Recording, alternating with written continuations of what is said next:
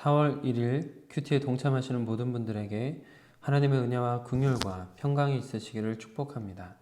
함께 주기도문으로 기도하시겠습니다. 하늘에 계신 우리 아버지, 아버지의 이름을 거룩하게 하시며 아버지의 나라가 오게 하시며 아버지의 뜻이 하늘에서와 같이 땅에서도 이루어지게 하소서. 오늘 우리에게 일용할 양식을 주시고 우리가 우리에게 잘못한 사람을 용서하여 준 것 같이 우리 죄를 용서하여 주시고 우리를 시험에 빠지지 않게 하시고 악에서 구하소서. 나라와 권능과 영광이 영원히 아버지의 것입니다. 아멘. 내 평생 사는 동안 함께 찬양하겠습니다. 내 평생 사는 동안 내 평생 사는 동안 주 찬양하리. 여호와 하나님 내 주를 찬양하리. 주님을 묵상하리. 주님을 묵상하리. 즐겁도다 내 영혼 주 안에서 참 기쁘리. 내 영혼아 주님을 송축하라.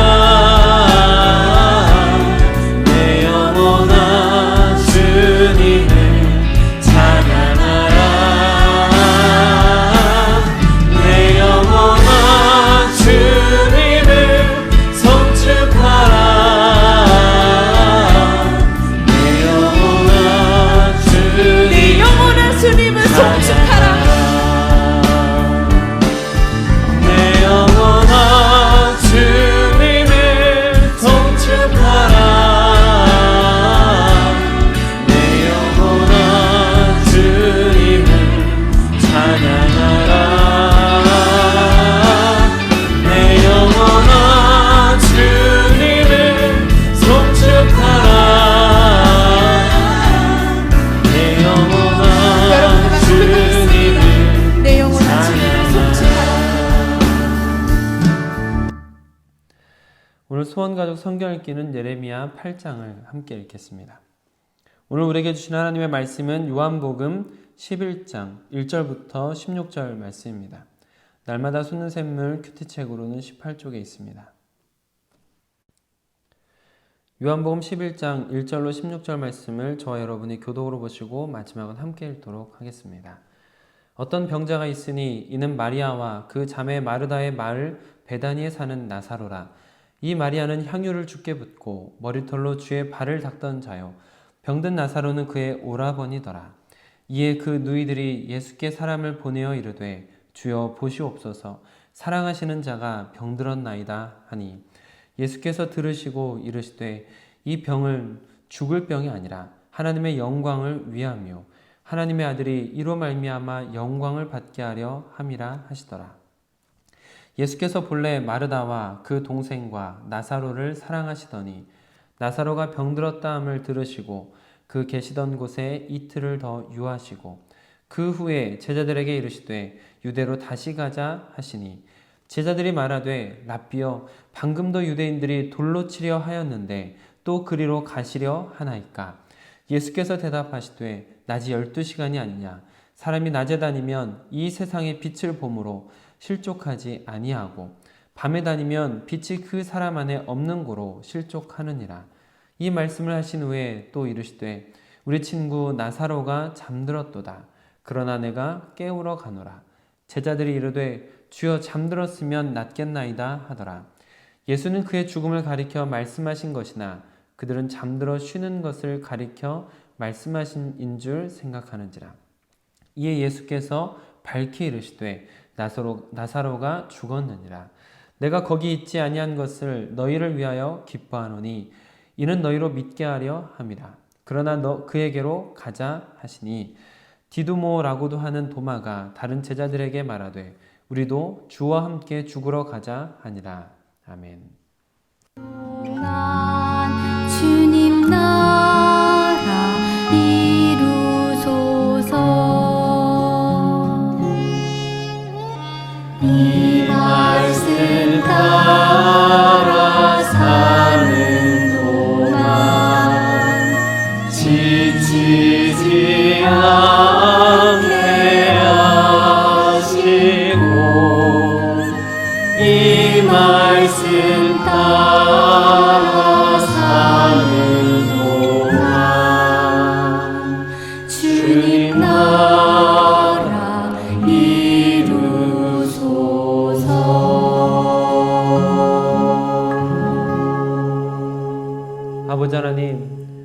하나님께서 귀하게 허락하신 이 하루를 헛되이 보내지 않길 원합니다.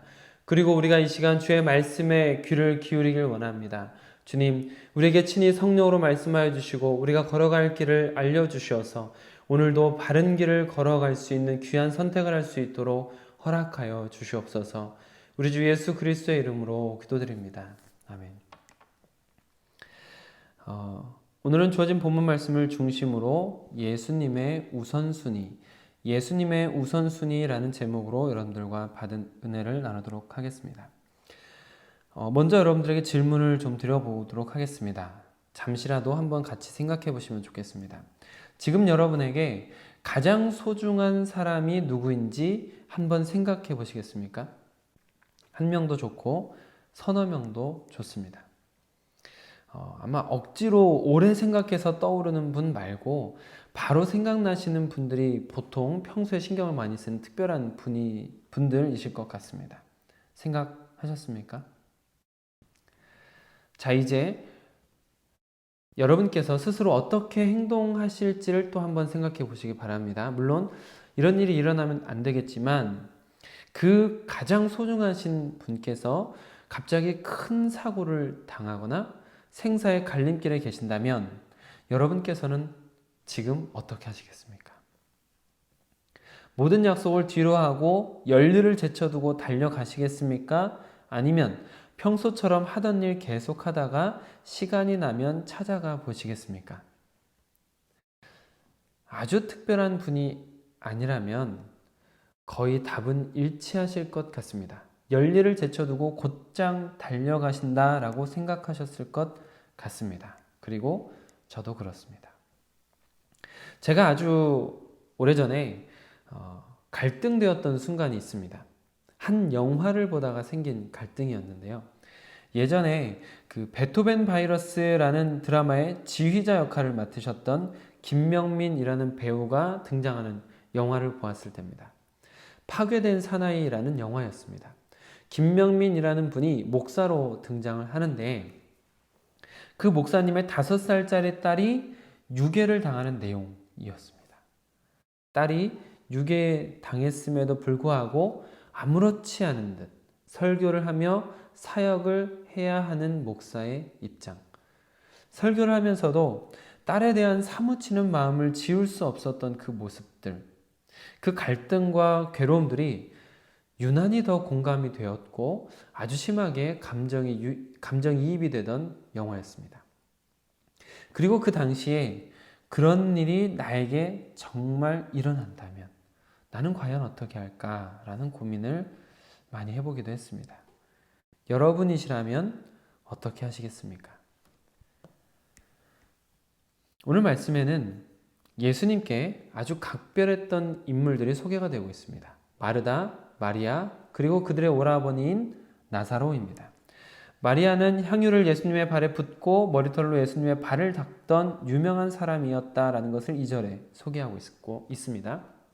또한 마르다는 마리아의 언니로서 예수님께서 댁에 방문하실 때에 여러 가지 일을 하느라 분주했었던 인물로 많이 알려져 있습니다. 또한 그들의 오라버니인 나사로도 3절에서 예수님께서 사랑하시는 자라는 특별한 수식어가 붙을 정도로 또 우리 친구라고 말씀하실 정도로 각별한 사이이심을 드러내고 있습니다.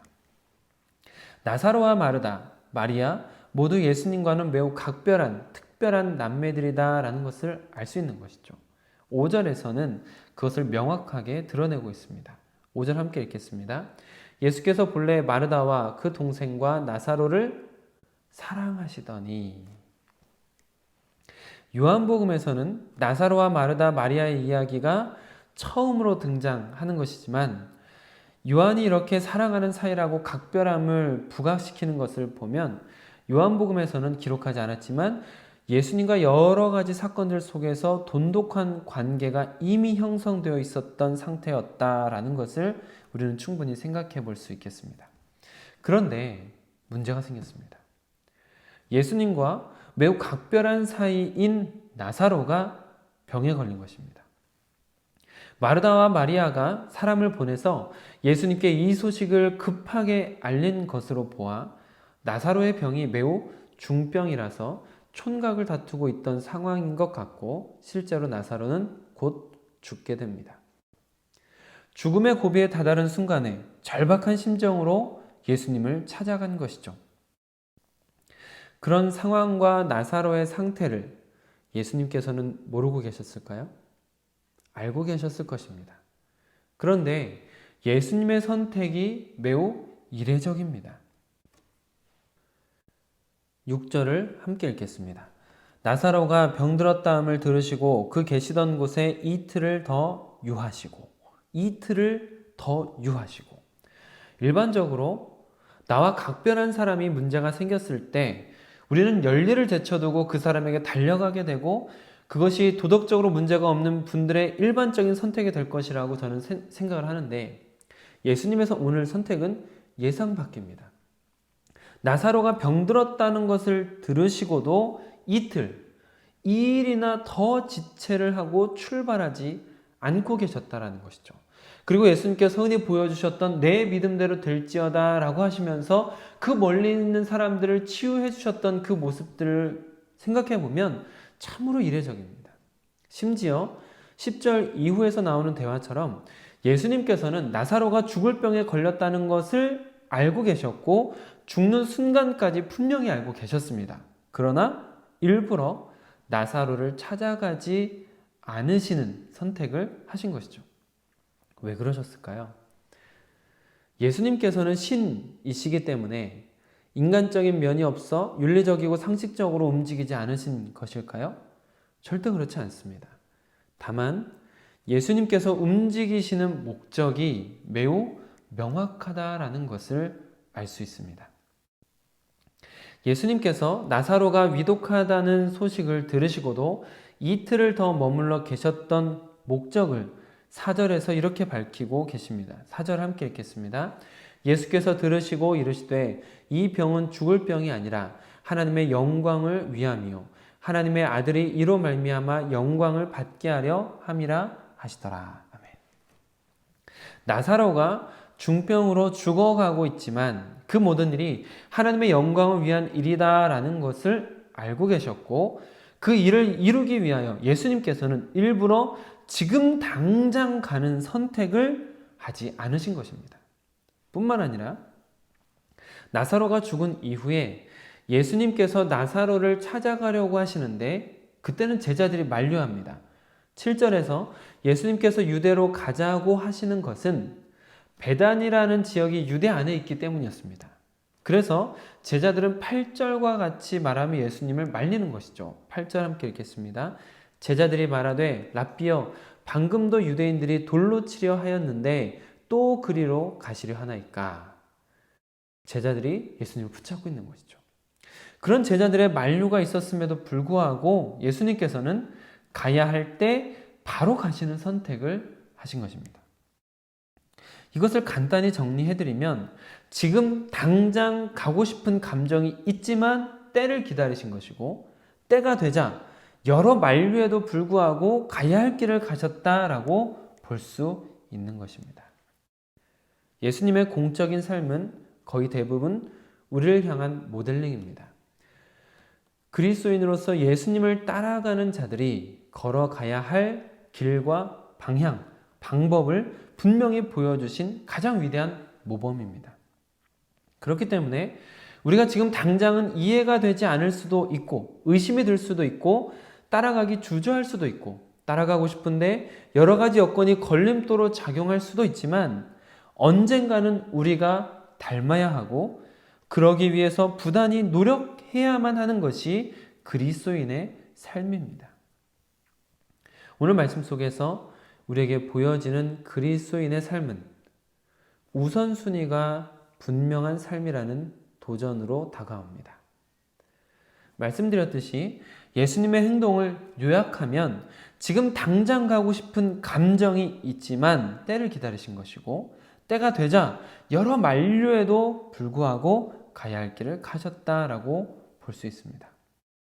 예수님께서도 특별히 생각하는 사람들에 대한 각별한 감정이 있으셨음에도 심지어 나사로가 죽은 이후에 마르다와 마리아를 만나셨을 때 울기까지 하실 정도로 복받치는 감정을 참고서 하나님의 뜻을 이루시는 선택을 하신 것을 볼 수 있습니다. 또한 아끼는 제자들로부터 유대로 가지 마시라는 만류가 있을 때 불편한 마음이 들거나 주저할 수도 있지만 가야 할 길이기에 묵묵히 가시는 선택을 하신 것도 볼 수 있습니다. 두 가지의 선택 모두가 하나님의 영광이라는 분명한 기준이 보이고 예수님께서는 하나님께 영광이라는 분명한 우선순위가 흔들리지 않는 삶을 모범으로 보여주신 것입니다. 예수님께서 피도 눈물도 없는 감정이 없는 분이라서가 아닙니다. 예수님께서도 완전한 인간으로 오셔서 온갖 인간이 당할 고난과 시험을 받으신 분이시고 말씀드렸듯이 예수님께서 나사로의 죽음 앞에서 슬퍼하며 울기까지 하실 정도로 감정적 동요가 있었습니다. 그럼에도 불구하고 그 감정적 동요가 있었음에도 불구하고 하나님의 영광이라는 우선순위를 지키기 위한 선택을 하셨다라는 것을 아셔야 합니다. 그리고 그러한 우선순위의 정립을 우리에게도 요구하고 계시는 것이죠. 사랑하는 성도 여러분, 여러분께서는 혹시 사명이나 사역을 우선순위에 두고 행하셨던 좋은 경험이 있으십니까? 그런 간증이 있으시다면 저에게도 좀 나누어 주시고 가족분들에게도 좀 나누어 주시면 좋겠습니다. 그리고 그런 우선순위가 흔들리지 않고 더 성숙해 가고 있는지도 점검해 보시길 바랍니다. 그리고 반대로 우선순위를 분명히 세우지 못하고 계속해서 갈등하며 신앙적 성숙이 일어나지 않고 계시다면 우선순위를 세우는데 무엇이 가장 걸림돌이 되고 있는지, 여러분에게는 어떤 것이 걸림돌인지를 돌아보는 시간을 가지시길 권면을 드립니다. 사랑하는 성도 여러분, 이것은 꼭 기억하십시오. 우리가 하나님을 먼저 생각하면 하나님께서 우리를 먼저 안아주실 것입니다. 기도하겠습니다. 아버지 하나님, 성경은 늘 우리를 사랑하셔서 자신의 모든 것을 내어놓고 우리를 위에서 내려오신 예수 그리스도를 증언하고 있음에도 불구하고, 우리는 그 큰 사랑을 받았음에도 불구하고 우리가 주를 위한 삶을 사는 것이 아니라 우리 자신만을 위한 삶을 살아갈 때가 너무나 많습니다. 그러나 주님, 오늘 말씀 속에서 예수님께서 보여주셨던 우선순위가 분명한 삶, 또한 그 우선순위를 위해서 감정적 동요나 주변의 분위기를 이겨내는 모습을 보여주셨는데, 하나님, 우리도 예수 그리스도의 그 온전하신 모습을 닮아 우선순위를 분명하게 세우고 그 우선순위를 따라가는 인생이 될 수 있도록 인도하여 주시옵소서. 지금 많이 흔들릴 수도 있고 의심할 수도 있고 주저할 수도 있고 가지 않으려고 할 수도 있습니다. 그러나 주님, 언젠가는 우리도 예수 그리스도의 온전하신 모습을 닮아가는 모습으로 성숙해가는 날이 꼭 올 수 있도록 우리의 걸음을 한 걸음 한 걸음 인도하여 주시옵소서. 이 하루도 우리 자신을 돌아보며 우리의 걸림돌이 무엇인지, 또한 우리가 어떻게 신앙생활을 걸어오고 있는지, 또한 앞으로 어떻게 걸어갈지 기준을 분명히 세우는 귀한 하루가 될 수 있도록 함께하여 주시옵소서. 우리 주 예수 그리스도의 이름으로 기도드립니다. 아멘. 오늘 함께 기도하실 땐 사순절 기간이 이제 거의 막바지에 다다랐는데 이 마지막 시간까지 금욕과 절제로 영적 거룩함, 순결함을 찾아가시는 귀한 시기가 되실 수 있도록 서로를 위해서 기도하시면 좋겠습니다. 코로나19 바이러스에 대한 좋은 백신이 개발되고 의료진들의 손을 도우사 전 세계적인 어려움을 잘 이겨나갈 수 있도록 함께 기도하시길 바랍니다. 하루 10분 십자가 앞에 서기에 동참하시면서 하나님과 동행하시는 하루가 되시길 축복합니다.